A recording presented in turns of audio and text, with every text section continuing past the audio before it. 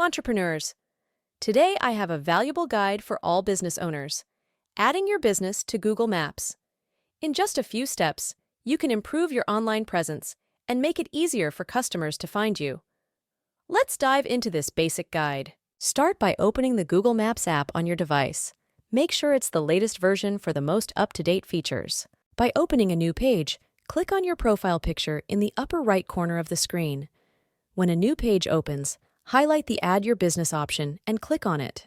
Enter details about your business, including name, category, address, and contact information. Follow the instructions to verify your business. This may include a phone call, SMS, or email verification. And here it is.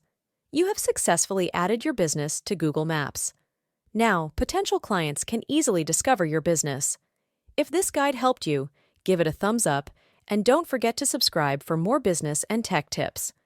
Thanks for watching, and here's to putting your business on the map.